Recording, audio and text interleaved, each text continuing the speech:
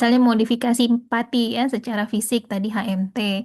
Nah, itu akan mengubah bagaimana dia sifat gelatinisasinya. Mungkin akan mengubah teksturnya yang tadinya kurang kenyal misalnya jadi tambah kenyal karena dia lebih banyak mengikat air.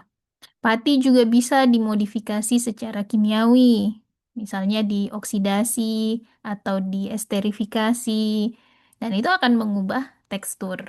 Ya, kalau kalian ingin menerapkan nanoteknologi, ubah apa namanya, secara modifikasi dia baik fisik maupun kimia maupun secara biologis dengan fermentasi sehingga menghasilkan senyawa dalam skala nano. Nah, terus lihat juga bagaimana dampaknya pada tekstur. Jadi tidak harus penelitian itu bikin produk gitu ya, dimodifikasi secara komposisinya saja. Misalnya bikin biskuit, tadinya biskuitnya pakai terigu, sekarang kita ganti jadi tepung sagu misalnya. Itu boleh ya, bukan nggak boleh gitu, tapi menurut saya sudah terlalu banyak gitu penelitian seperti itu. Kenapa kita tidak melihat lebih pada komposisi tertentu atau modifikasi pada proses terhadap satu parameter yang ada pada produk. Jadi saya penelitiannya fokus pada tekstur misalnya. Saya ingin modifikasi gimana, apa dampaknya terhadap tekstur. Tidak harus jadi satu produk gitu, terus organoleptik setelah itu. Biasanya ya yang banyak skripsi di S1 itu dia bikin produk baru, terus uji organoleptik, mana yang paling disukai, terus analisis proksimatnya. Ya, bukan ini nggak boleh, ya boleh. Dan itu juga di pangan sangat penting kita untuk mengembangkan produk baru. Karena kalau kita berusaha jualan, inovasi itu wajib. Ya, nggak bisa jualan itu terus gitu ya, harus inovasi. Maka pengembangan produk itu sangat penting. Gitu. Hanya saja kalian harus tahu bahwa penelitian itu tidak sebatas bikin produk baru, uji organoleptik, terus uji proksimat. Banyak hal yang bisa diteliti dan kalau berpikir, oh penelitian yang lain mungkin mahal gitu ya. Tidak juga. Kayak tekstur itu gratis ya, nggak ada bahan kimianya yang digunakan gitu. Oke, kita sudah jam 7:08 ya. Sudah masuk berapa orang nih? 26. Tolong kameranya diaktifkan ya semuanya. Wayani, Nanda Nurul, siapa lagi nih? Ariel Apriadi, Waodeyeni, Aimin Naurah Mukhlis, Siti Kadarsi, Ahmad Fazrin, Syakira Aulia, Salsa Ramadhani. Tolong semuanya diaktifkan dulu kameranya sebelum kita mulai.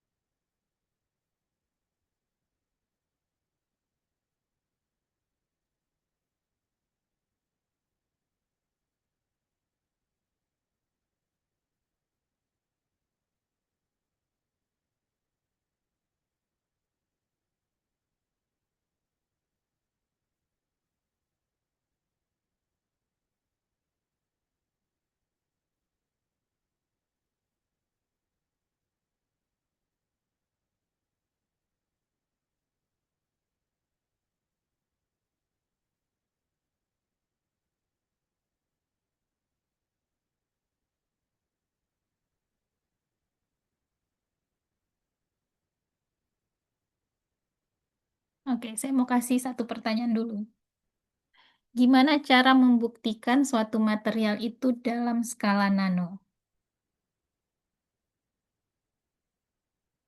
Kalau nanomaterial itu syaratnya apa? Kapan sesuatu itu bisa dibilang nano? Kalau apa?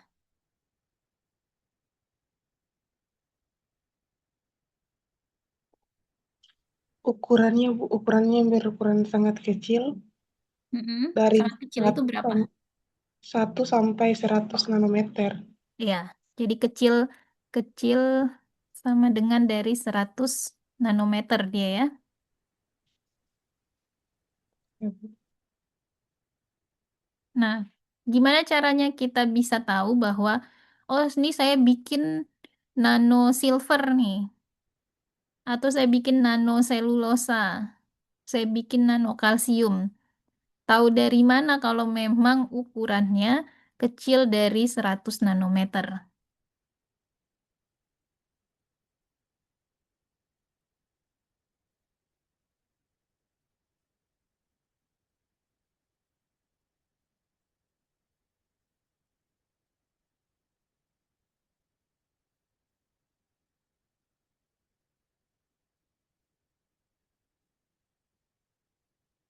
Coba dilogikakan.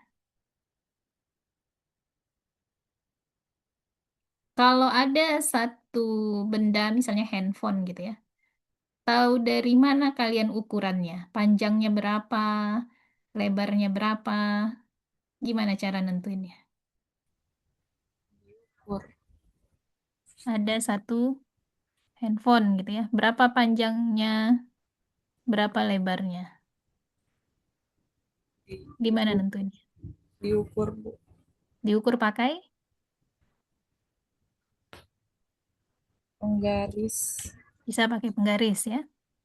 Nah, kalau dia dalam skala nano, kira-kira gimana? dilakukan karakterisasi menggunakan instrumen Bu. Instrumen ya, kira-kira instrumennya apa?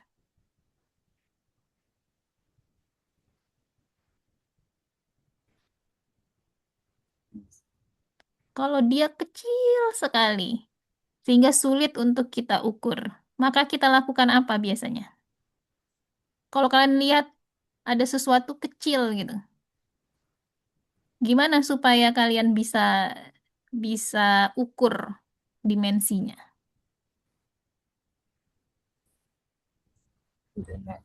Menggunakan transmission elektron mikroskopi Bu. Ya, salah satunya itu ya, itu sudah langsung instrumennya. Tapi logikanya, logika sederhananya, kalau ini ada, saya tulis huruf yang sangat kecil ya, eh, yang di bawah situ. Kalian bisa lihat huruf apa yang saya tulis? Bisa Bu. Huruf apa?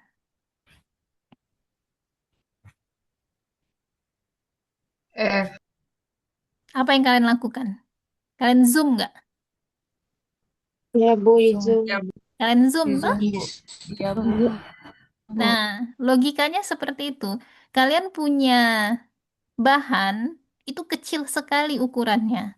Untuk bisa menentukan, untuk bisa melihat ukurannya, maka yang kita Ya, lakukan adalah kita zoom, kita perbesar dia, supaya bisa zoom. dilihat dengan mata. Nah, alat yang bisa kita gunakan itu adalah mikroskop ya. Nah, sekarang jenis mikroskopnya apa gitu.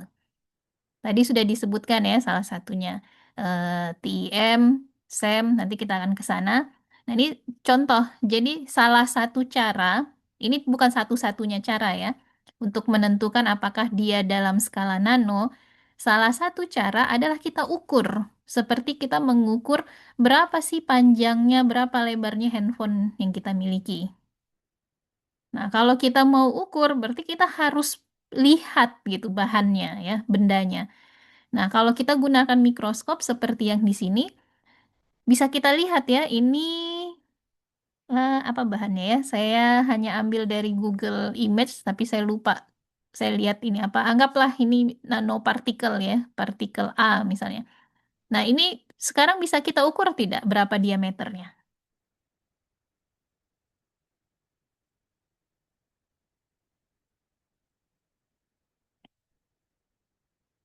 Kalau sudah seperti ini, bisa tidak kita ukur berapa diameternya? Diameter itu yang mana? Kalau ada satu lingkaran, diameter itu yang mana? Coba kalian pakai itu apa namanya ini? Yang bisa kalian nulis itu, kalian coret-coret di sini. Diameter itu yang mana?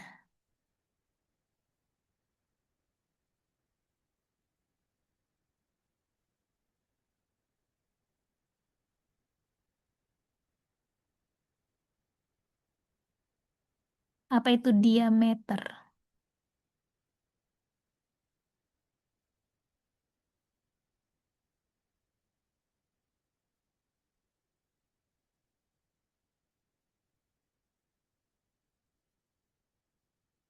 Oh ya, bagi yang online pakai handphone, tolong disiapkan juga laptopnya ya. Kita akan simulasi dan juga latihan bagaimana mengukur ukuran satu bahan.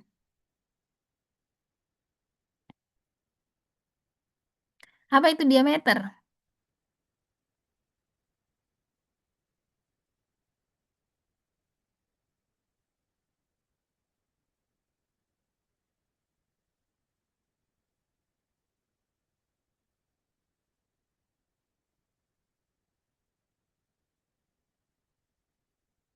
Ini bahasa Indonesia loh, diameter.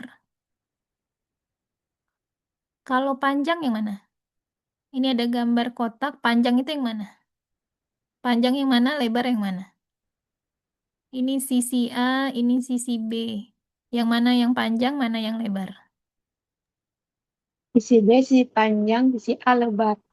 Ya, sisi B panjang, sisi A lebar. Ya, panjang itu yang lebih panjang, gitu ya. Sisi A adalah yang lebar. Nah, kalau diameter yang mana?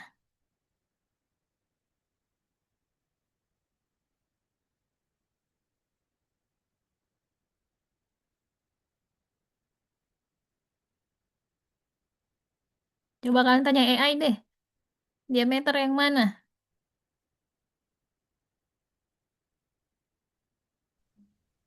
Lebar suatu bulatan, Bu. Lebar suatu bulatan. Berarti kalau digambarkan dari mana ke mana?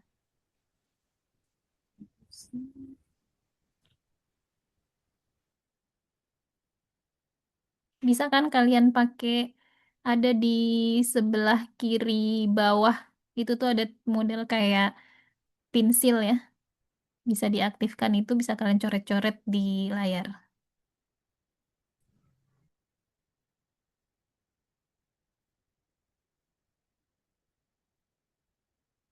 Yang mana yang diameter itu?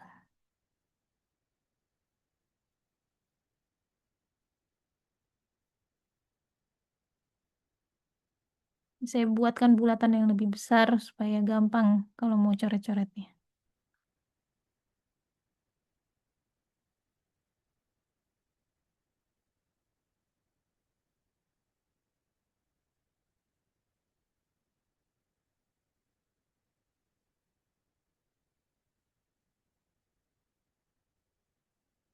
Pelajaran SD ini ya.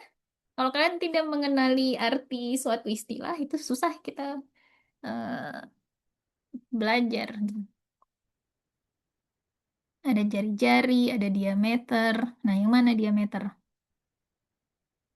Oke, Jusri, bagus ya. Diameter itu adalah lebar dari luarnya lingkaran sampai ke luar berikutnya gitu ya. Itu adalah diameter. Ini karena lingkarannya tidak sempurna, maka diameternya ada diameter yang lebih pendek, ada diameter yang lebih panjang.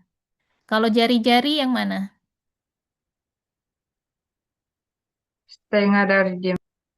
Setengah dari diameter. Oke, berarti dari sini ke sini itu adalah jari-jari ya. Nah, ini eh, bahan yang kita ambil, saya hapus dulu ya. Bahan yang kita ambil itu bentuknya bulat ya. Berarti bisa kita ukur diameternya. Diameter itu misalnya yang saya ambil yang satu ini ya.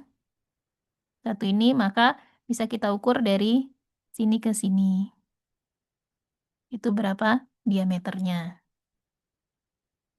Gimana caranya? Nanti kita akan coba ya. Jadi ini kelihatan skalanya di sini.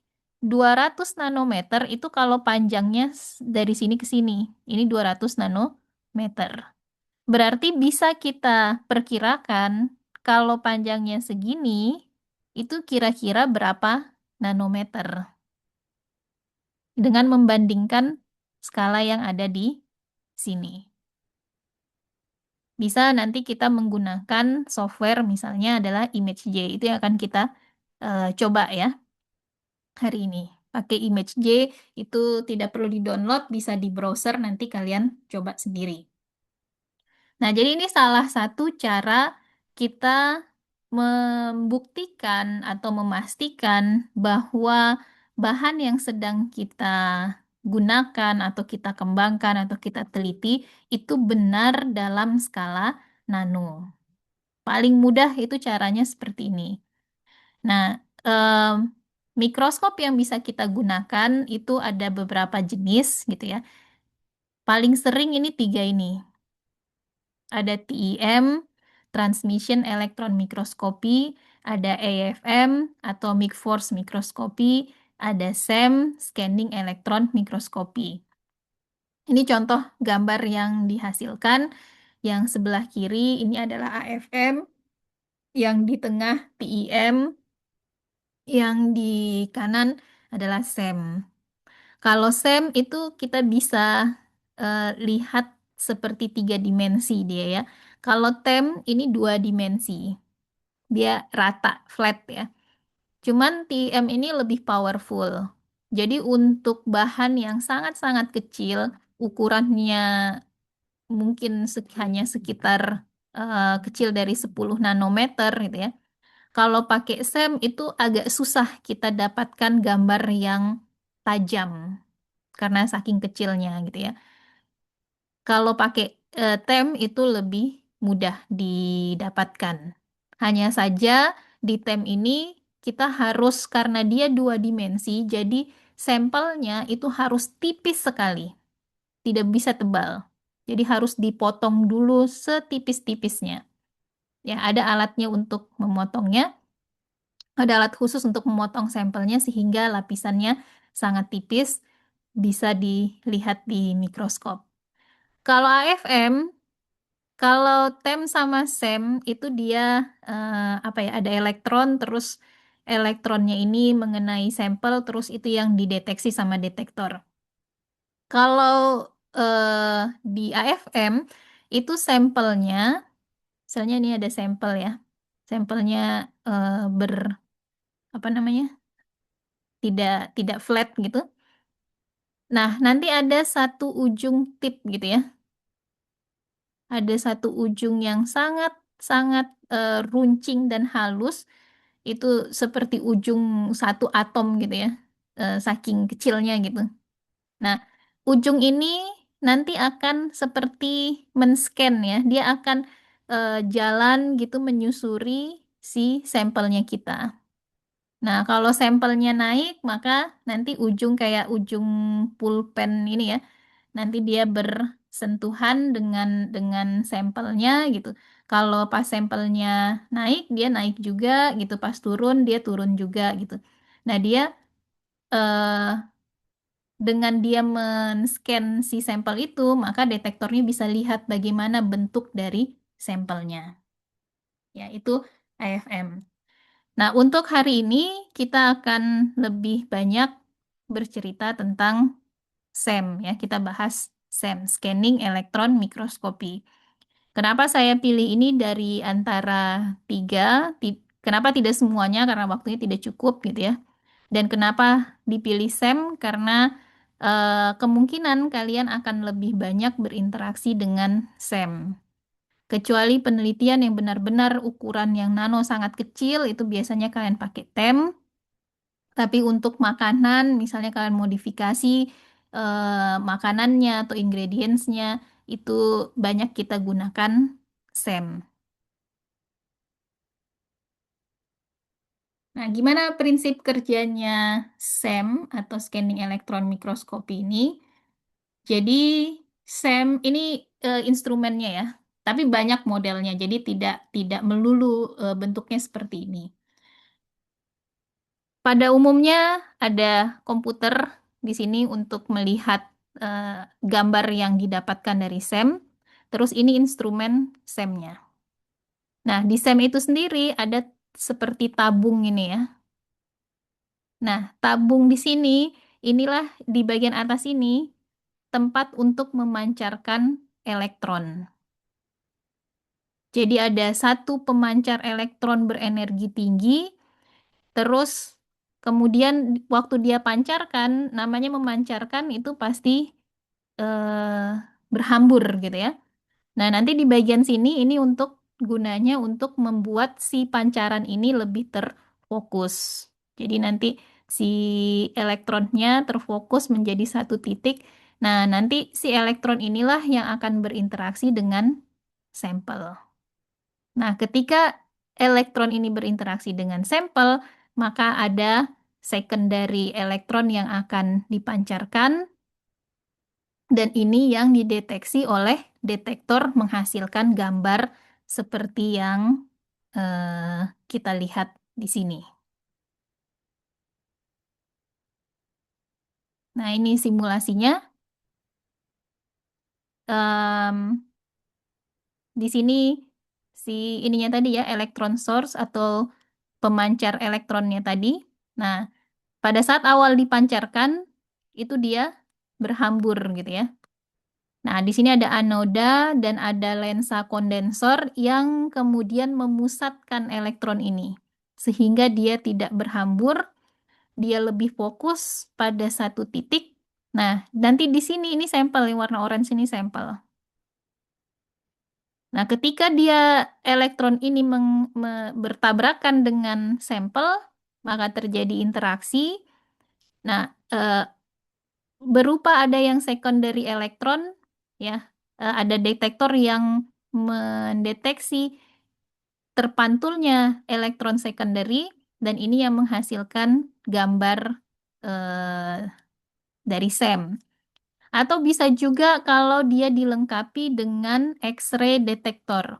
Jadi ketika elektron dia menghantam si sampel ini, bisa juga kita ambil, kita deteksi X-ray-nya dan ini bisa melihat komposisi unsur.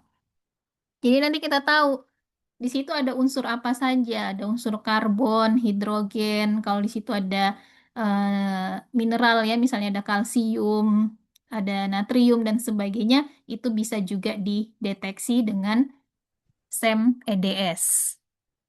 Tapi ini harus dilengkapi dengan detektor yang tambahan ya. Kalau dia hanya SEM saja, maka dia tidak bisa mendeteksi unsur tadi. Tapi kalau SEM EDS, maka kalian bisa dapatkan langsung ketika men-scan sampel, kalian juga tahu apa saja komposisi unsur yang ada di sana.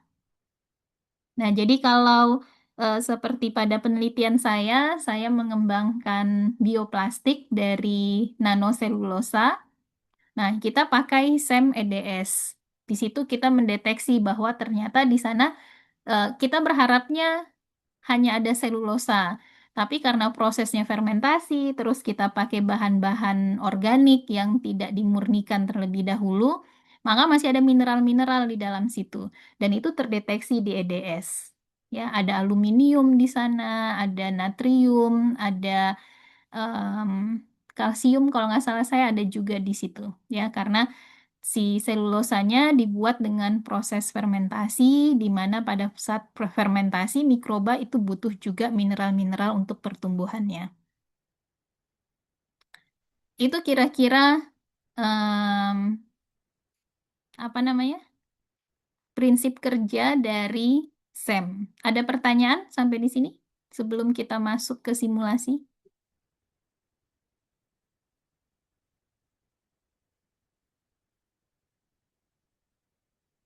Kalau tidak, saya akan kirimkan link yang pertama di chat. Kalian bisa buka. Atau jangan dulu, saya dulu yang buka. Kita sama-sama lihat, nanti setelah itu kalian yang melakukan simulasi ya. Supaya fokus dulu di sini. Di WHO kita punya SEM, tapi setahu saya tidak bisa digunakan untuk praktikum ya. Jadi hanya operatornya saja yang bisa gunakan dan sempat rusak. Saya tidak tahu apakah sudah diperbaiki atau belum adanya di FMIPA kalau nggak salah. Tadi alatnya yang ada di meja kalian sudah lihat ya, seperti ini. Nah, eh, si sampel itu kita siapkan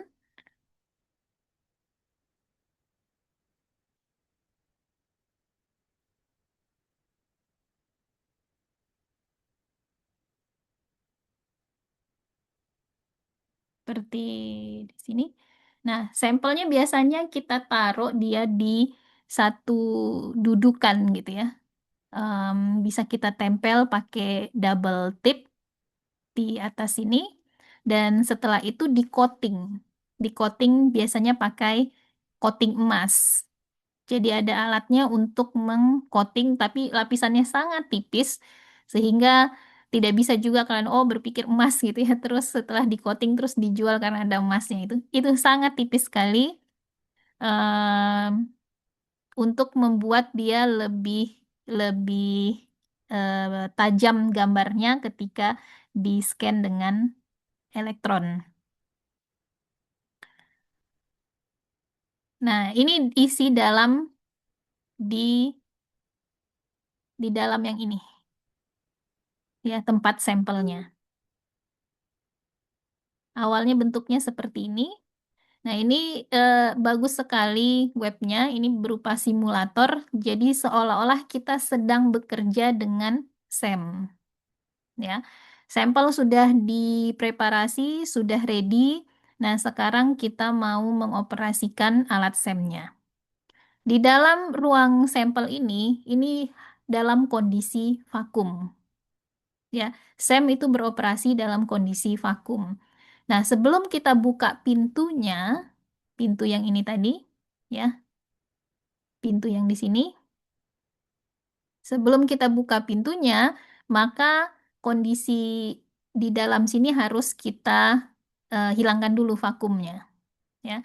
Cara hilangkan vakum, kita klik fan, ya. Nah, sekarang dia bilang, now you can open the chamber. Nah, sekarang karena dia sudah tidak vakum lagi, bisa kita buka. Kita klik open. Nah, maka terbukalah si pintunya dan sampelnya tadi kalau kalian lihat ada tangan yang masukkan ke sini ya. Ini sampelnya. Terus kemudian kita close. Nah, sekarang sudah ada sampel di sini. Ya, ada beberapa sampel. Jadi dalam satu kali running itu bisa beberapa sampel kita taruh. Seperti ini ada 1, 2, 3, 4, 5. Ada 5 sampel yang dia masukkan. Nah, setelah itu kita klik evacuate. Di sini untuk menghilangkan udara sehingga dia menjadi vakum kembali. Nah, sekarang sudah vakum. Kalau di alatnya sendiri tuh kedengeran gitu ya. Ada bunyi tss, gitu. Seperti udara yang dihisap. Nah, kemudian ini yang tempat nanti si elektronnya ditembakkan. Terus yang dua ini adalah detektornya. Nah, kita bisa apa namanya?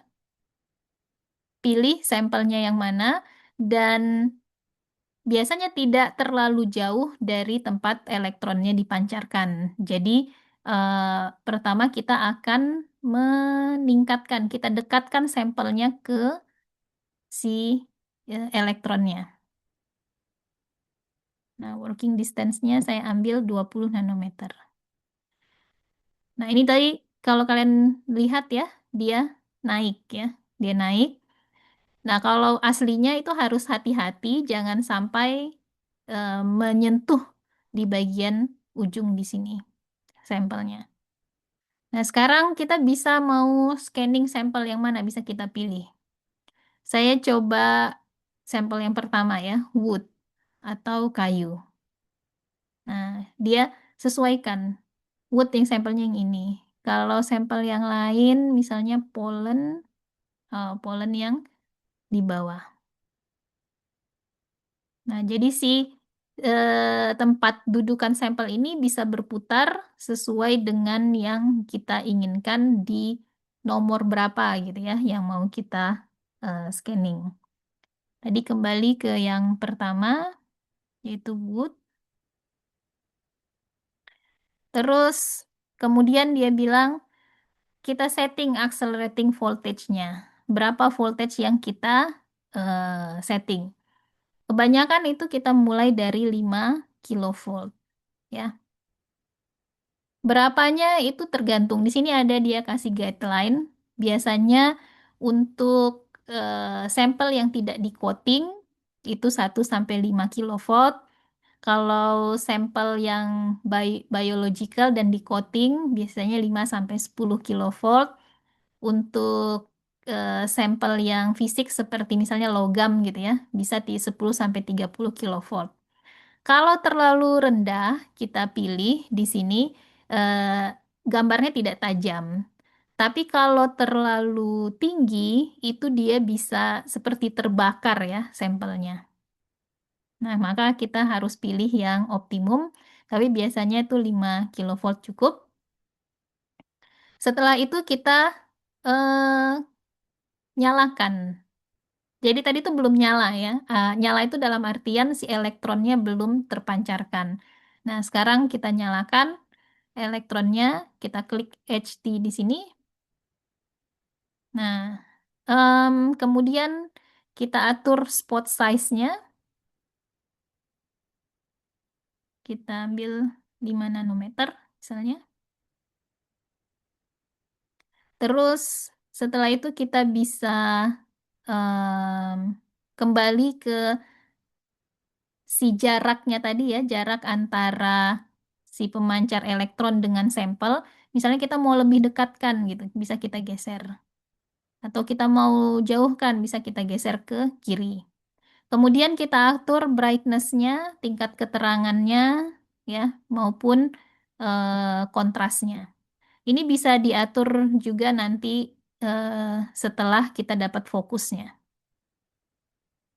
Nah, ini ada fokus, ada dua, seperti ada yang pakai kamera DSLR tidak di sini.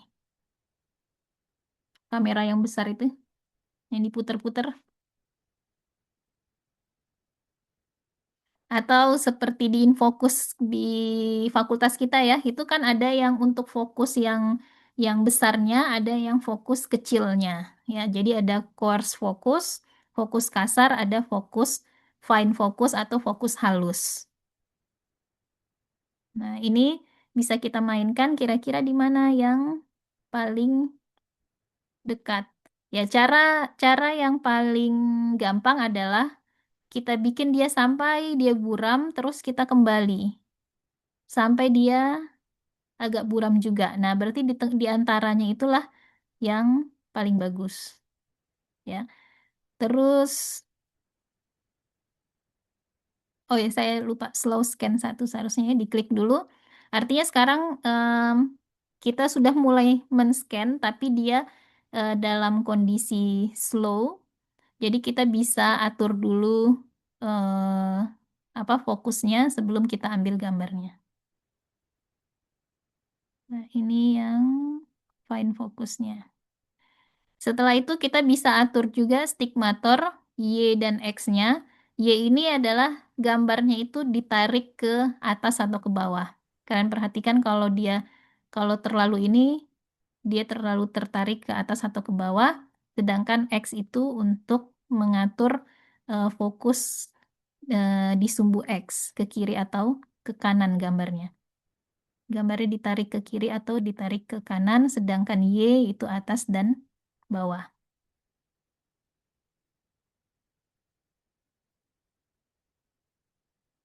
Kita mau turunkan kontras, naikkan kontrasnya, mau naikkan brightness-nya boleh, mau kita zoom, ya, saya mau lebih fokus nih pada yang ini, bisa. Ya, terus fokusnya mungkin di Atur lagi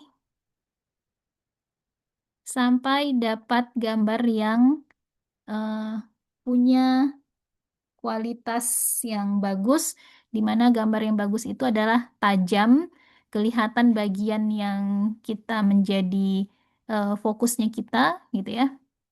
Dan di simulasi ini TV rate, nah ini bisa sekarang yang benar-benar apa yang akan nanti kita lihat pada gambar kita. Di simulator ini ada juga bagian optimal image, ya. Jadi dia kasih gambar yang optimalnya itu bagaimana. Nah, bandingkan dengan yang hasil scan saya, lebih tajam dia ya.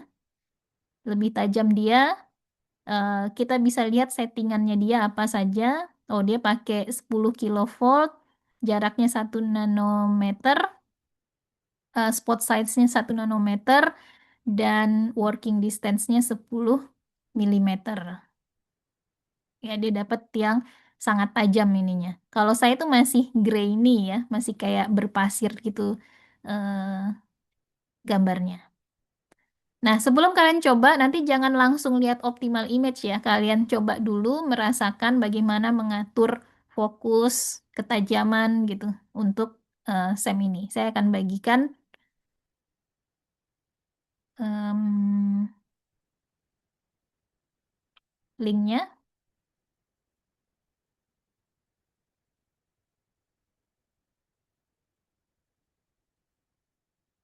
Chat. Kalau kalian bisa sharing gambar tidak dari chat?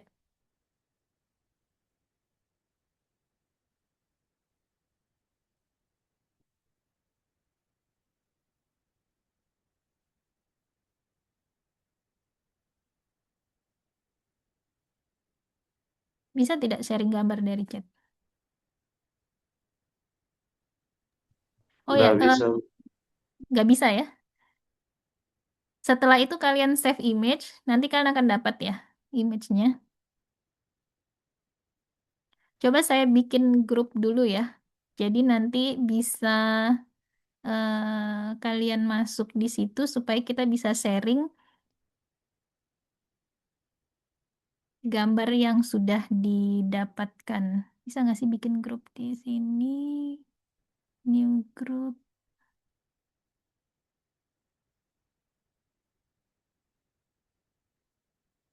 Orang dulu.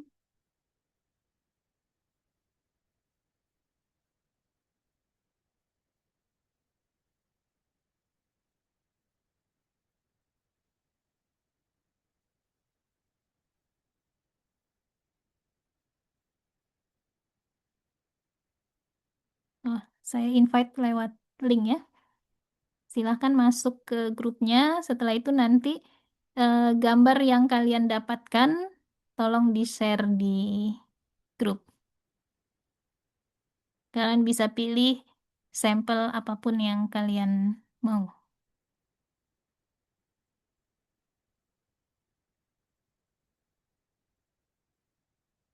Saya kasih waktu sekitar 10 sampai 15 menit ya.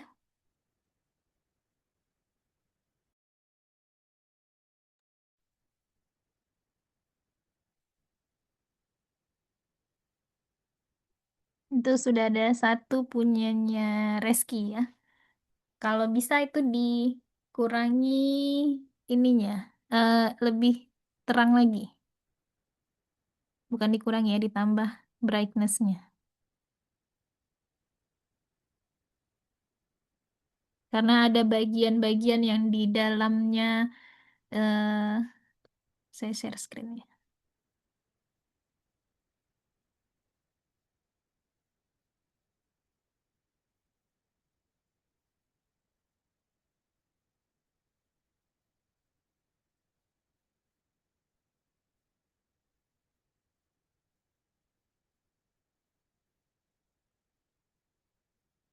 Di bagian sini itu kan tidak terlalu kelihatan ya, karena dia gelap.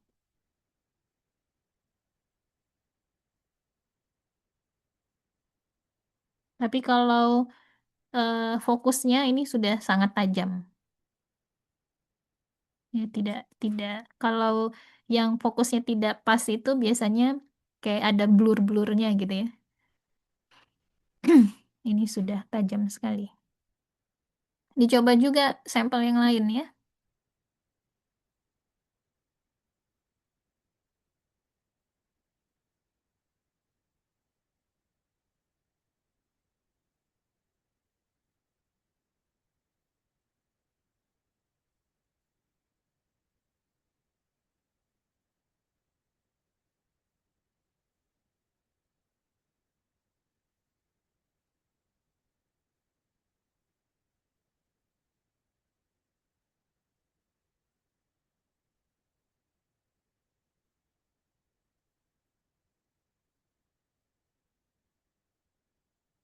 Ditunggu gambar dari yang lain.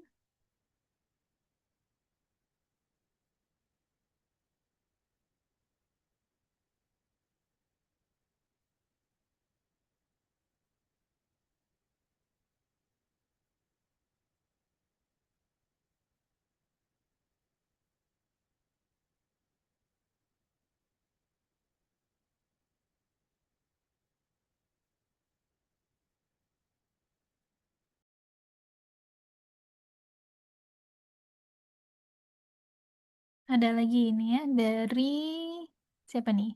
Aimi.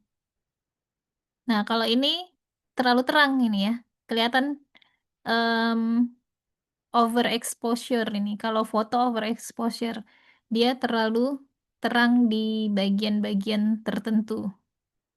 Dan kalau fokusnya masih bisa lebih ini lagi, coba digeser X atau Y-nya. Ini kan kelihatan kayak dia drifting ya. Apa sih kayak em, apa bahasa Indonesianya drifting? Di bagian mana dia tadi?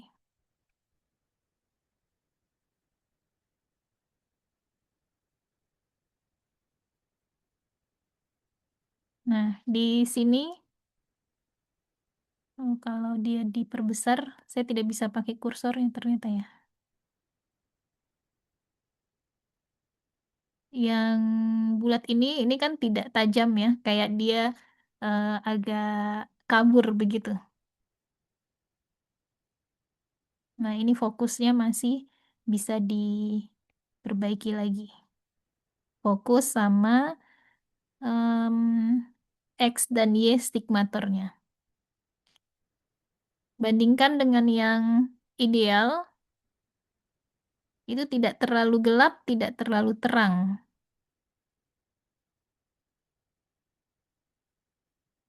Dan kalau diperbesar itu fokus sekali.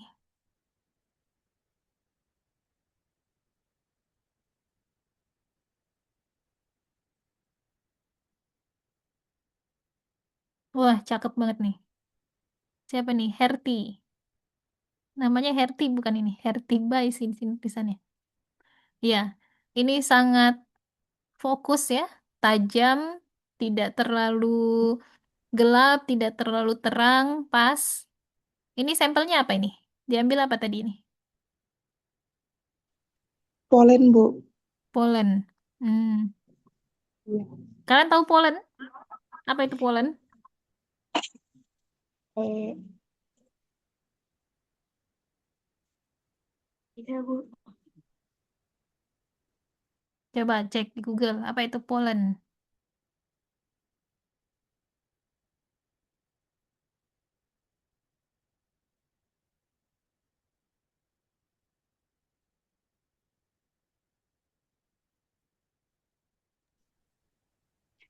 Polen Kalau itu, Bu, serbuk sari atau iya, butiran halus. heeh.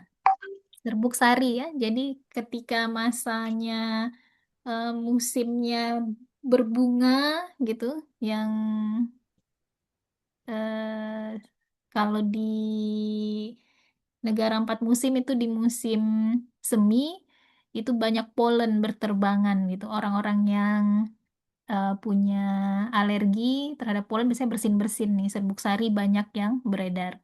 Nah, bentuknya kayak begini ya. Kalau di mikroskop sangat jelas terlihat.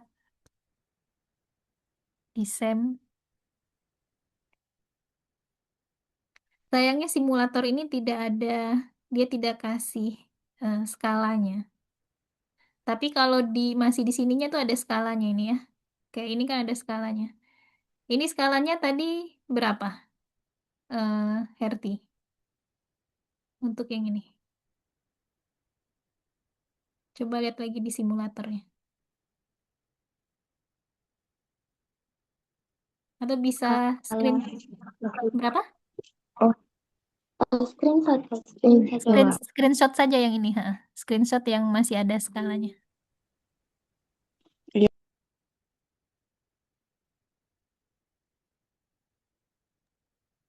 Assalamualaikum Bu, Waalaikumsalam. Bu mau izin menyampaikan Bu, Ya. kan ada kegiatan di aula Bu hari ini dan Oh, jam berapa? jam 8 Bu. Nah, Ken- Kenapa kalian eh, pilih jam 8 kalau begitu untuk kuliahnya? eh, anu Bu hanya perwakilannya 5 orang Bu. Oh, gitu. Oh Ya ya, Bu, silahkan, silahkan kalau mau ke aula. iya Bu. Dan ternyata di aula belum ada perwakilan dari ITP Bu. Saya dihubungi tadi, jadi saya meminta izin ke kita Bu. Oh iya ya, silahkan, silahkan. Ini nanti karena di rekam nanti bisa saya share insya Allah. Oke Bu, makasih Hmm. banyak. Ya, sama-sama karena ada satu bagian nanti kita menghitung ukuran ya. Ya, ini punyanya eh sekarang Linda yang kirim ya. 5 mikrometer itu sekecil ini. Berarti polen ini seberapa ini ya? Mungkin ada 10 kali lipatnya ya. Mungkin diameternya berarti sekitar 50 mikrometer ya ukuran polen. Oke, sudah jam 8. Kita masuk ke... Ada yang mau menyampaikan, ada yang kesulitan tidak untuk ini, mendapatkan gambar ini?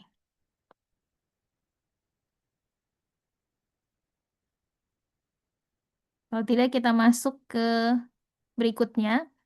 Jadi, simulator ini menurut saya bagus sekali karena ini melatih kita untuk SEM itu susahnya adalah membuat gambar yang em, tajam gitu ya, yang seimbang antara brightness sama kontras, terus fokusnya bagus, itu tidak mudah, apalagi di perbesaran yang tinggi. Kalau dia perbesaran rendah, masih besar gitu ya, sampelnya, itu lebih mudah. Tapi ketika kita bekerja dengan nanomaterial yang sangat kecil, butuh perbesaran besar, terus dia juga mungkin eh, bahan organik yang tidak apa namanya? eh, yang sangat mudah terbakar ketika terpapar dengan elektron tadi, elektron dengan energi yang tinggi. Nah, maka kita harus bekerja dengan cepat sebelum si sampel itu gosong gitu ya, karena adanya paparan elektron tadi. Cepat tapi dapat yang gambar yang bagus gitu. Nah, jadi membiasakan untuk kalau menggunakan SEM atau operatornya itu harus harus terbiasa untuk mendapatkan gambar yang pas dengan komposisi ini tadi, voltage-nya, spot size-nya, working distance-nya, brightness, dan eh, lain-lain. Oke, berikutnya adalah setelah kita dapat gambarnya, untuk nanomaterial biasanya kita ingin tahu berapa ukurannya, ya, tidak hanya kira-kira. Seperti yang saya lakukan tadi pada polen, itu kan saya hanya kira-kira saja ya. Oh, 10 kali lipatnya mungkin berarti 50 mikron gitu. Itu hanya kira-kira. Tapi kalau di penelitian, kita perlu data yang lebih akurat. Nah, maka kita gunakan skala tadi untuk benar-benar menghitung berapa diameternya. gitu ya. Nah, sayangnya di sampelnya pakai simulator yang di awal ini kita tidak dapatkan. Nah, saya akan pakai simulator yang kedua. Ya, saya nanti akan bagikan juga linknya. Kalian ambil gambarnya dari sini. Saya ambil salah satu ini hydrophobic surface. Jadi permukaan yang bersifat hidrofobik atau dia tidak suka air. Kita ambil satu mungkin ini lotus leaf ya. Daun apa namanya? Lotus itu eh, apa bahasa Indonesia lotus? Kok saya lupa. Teratai ya? Rata. Ya, daun teratai. Saya ambil daun teratai. Oke. Ini juga simulator, jadi kita bisa lihat dia mulai dari kita masukkan sampel ini ya, load the sample. Kelihatan ini sampelnya masuk. Nah, setelah itu evacuate, kita bikin dia jadi vakum. Nah, udaranya tadi biru ya, terus sekarang jadi kosong, jadi vakum. Terus voltage-nya kita pilih, kita ambil misalnya tadi 10 kilovolt ya, yang bagus. Kita ambil 10 kilovolt, ini bisa dicoba-coba. Terus pot size-nya 5 nanometer, distance-nya misalnya 20. Oke, terus saya nyalakan elektronnya. Nah, ini kelihatan ya, elektron sekarang nyala. Tadi kalau saya matikan tadi, oh nggak bisa dimatikan ya. Kalau dimatikan tidak ada muncul pancaran elektron. Nah, ini sudah ada sampelnya, hanya saja dia mungkin belum fokus, jadi tidak kelihatan. Nah, saya atur dulu fokusnya, terus kontrasnya, brightness. Oke. Nah, ini kelihatan, tapi masih jauh gitu ya. Artinya tidak terlalu kelihatan teksturnya secara detail. Nah, mungkin bisa saya perbesar. Nah, ini perbesar. Inilah bentuk dari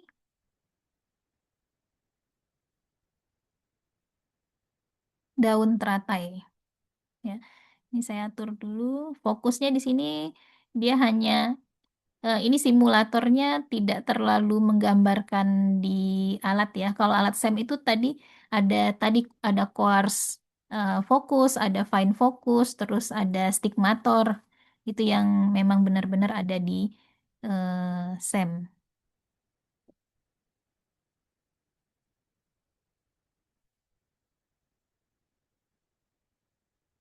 Oke, kontrasnya mungkin saya kontras lebih, brightness. Oke.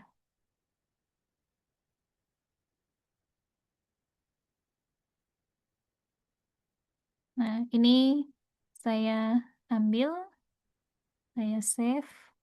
Kenapa saya ambil gambar yang dari simulator ini? Karena dia ada skalanya. Kalau di alat SEM yang sebenarnya itu selalu akan ada skalanya dia. Nah, ini ada skalanya ya, 10 mikrometer. Nah, kemudian kita bisa menggunakan software banyak ya, software untuk mengukur eh, jarak atau dimensi. Salah satunya yang gratis dan tidak perlu diinstal adalah ImageJ. Jadi kalian masuk nanti di Google ImageJ. Nah, itu di awal ada ini https imagej.net, diklik. Nah, terus bisa kalian download, bisa juga run in browser. Ya, kalau nggak mau download dan install, bisa run di browser.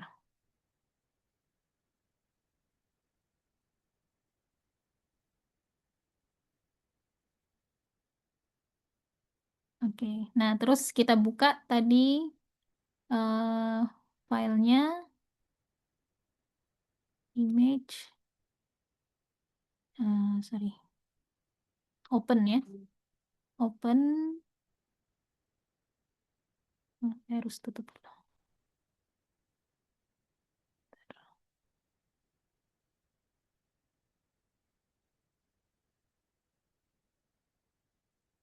Nggak mau. Cancel.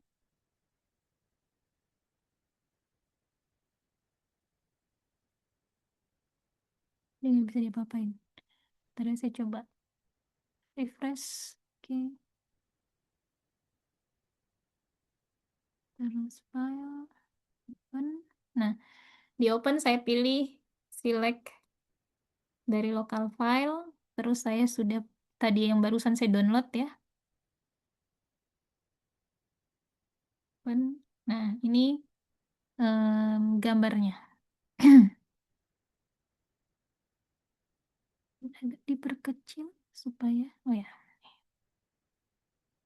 saya mau ada skalanya.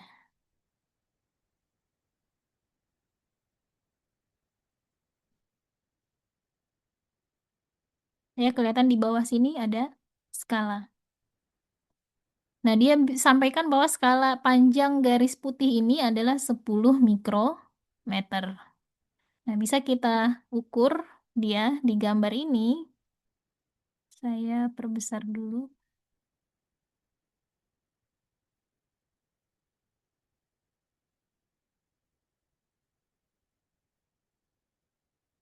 Terus hilang skalanya kalau diperbesar.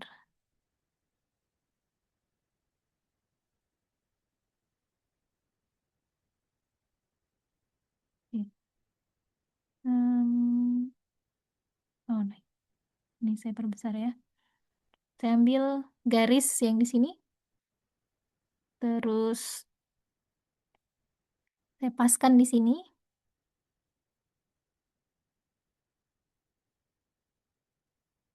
Nah, garisnya saya paskan dari ujung garis putih sampai ujungnya lagi.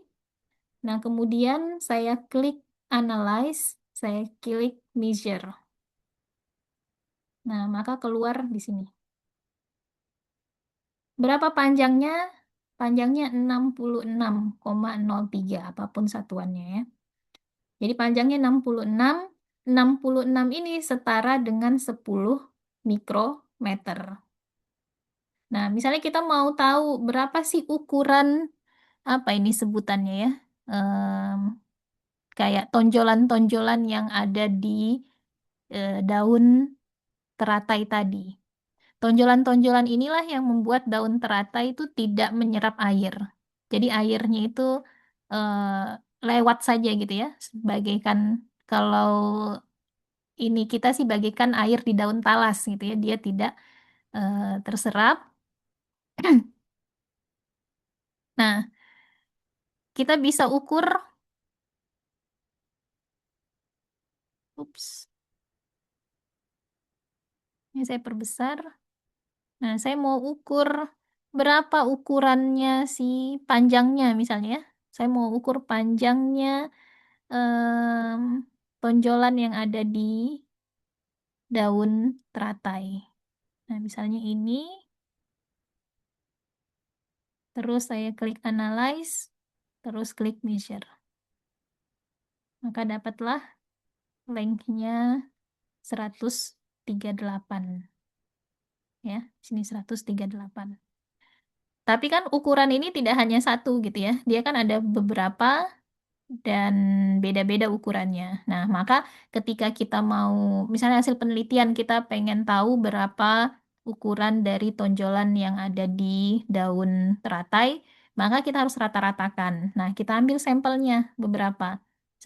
Saya mau ambil 5 sampel. Maka saya ambil ini 1, 2, terus saya measure, terus saya ambil lagi dari posisi yang lain supaya mewakili. Terus saya ambil lagi di sini. Semakin banyak sampel yang kita ukur, semakin mewakili kondisi yang sebenarnya. Terus saya ukur lagi.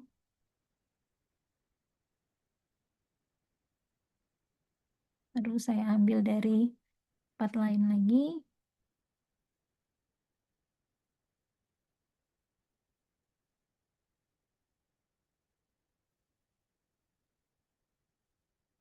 Mau ukur lebar boleh juga, terserah ya, tergantung apa yang menjadi bahan perhatiannya kita.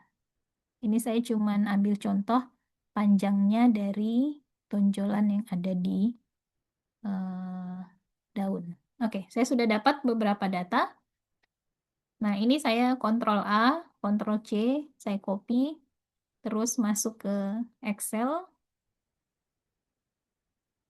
tinggal, ups, kenapa tidak? Ini copy, terus, wah, nggak mau paste dia.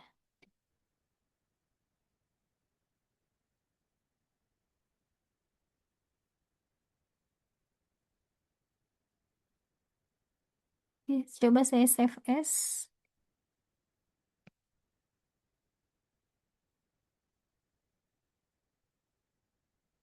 Oke, langsung ada di sini ya. Nah, ini data yang kita dapatkan dari image J tadi. Kalau yang lainnya bisa kita abaikan, jadi ini bisa kita hapus. Nah, yang pertama, tadi ingat yang pertama itu adalah skalanya ya.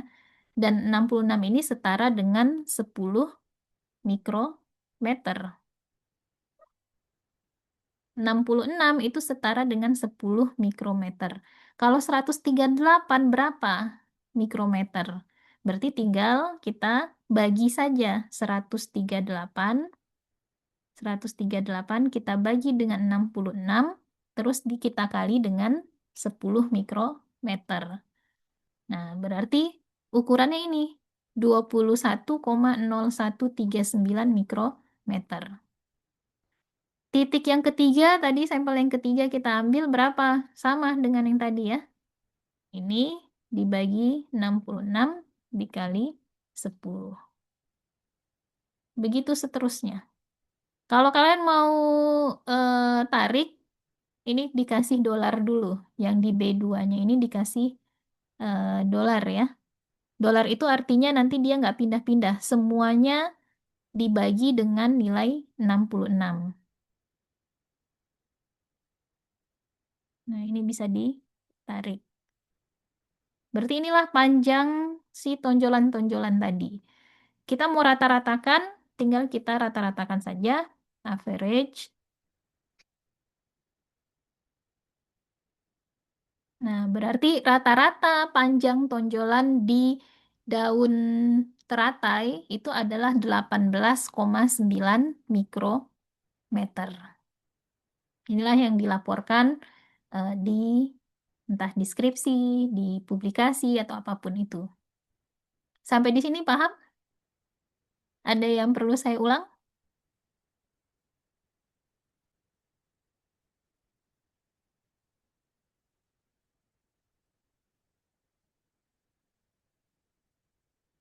Nah, tugas kalian untuk yang sekarang, kalian coba untuk mengukur seperti yang tadi, terserah sampelnya apa. Kalian bisa pakai sampel apapun di sini, kan banyak tadi sampelnya ya. Nanti kalian ukur dimensinya.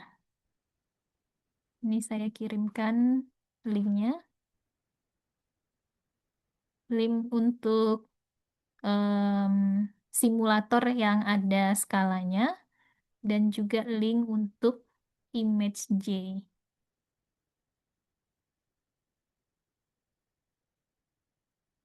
Terserah mau pakai yang harus diinstal dulu atau dari browser. Nah, terus tolong kirimkan gambarnya di WhatsApp dan juga screenshot Excel-nya. Ya, screenshot Excel-nya jadi dimensi apa? Kalau ini kan saya berarti panjang tadi ya. Mungkin kalau ada gambar yang bulat, apakah dia diameter, jari-jari, lebar, atau ketebalan, atau apapun itu yang kalian nanti ukur tergantung sampelnya. Oke, ini yang di screenshot. Terus kirimkan di WhatsApp. Silahkan mungkin 10 menit ya, 10-15 menit.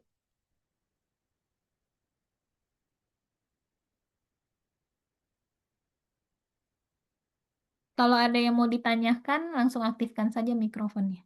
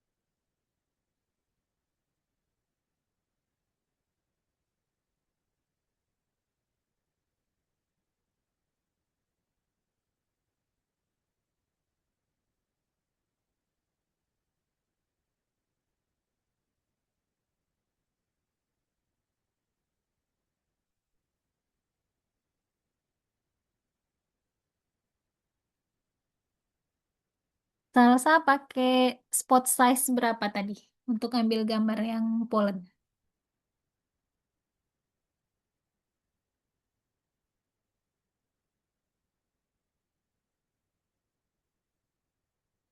Masih ingat tidak?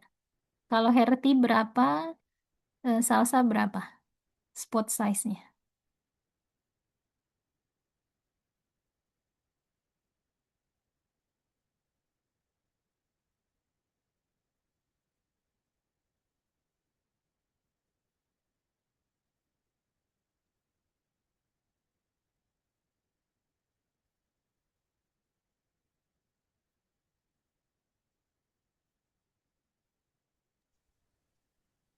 Saya Bu 5 nanometer, nanomikro. Herti 5.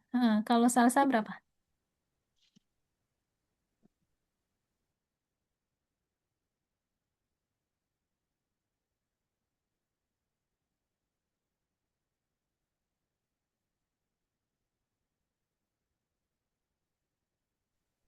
Ibu, mohon maaf, Ibu saya lupa soalnya saya sudah kasih keluar. Oh, mungkin lebih tinggi ya, kayaknya ya, kalau dugaan saya. Ini contoh yang bagus, bisa kalian lihat. Kan sampelnya sama tadi ya, Herti dapat sampel yang sama, salsa. Kalau yang di sebelah kiri, ini lebih kayak berpasir ininya. Tidak solid gitu ya, gambarnya tidak sesolid yang sebelah kanan. Kalau saya menduga di sini di spot size-nya. Mungkin yang ini lebih besar daripada yang ini. Jadi yang ini lebih apa? em, Lebih solid ya. Apa sih kalau istilahnya di gambar itu? Resolusinya ini lebih tinggi yang kanan daripada yang kiri. Nah, jadi pengaturan pengaturan kombinasi-kombinasi yang parameter-parameter yang tadi itu penting sekali untuk menghasilkan gambar yang bagus.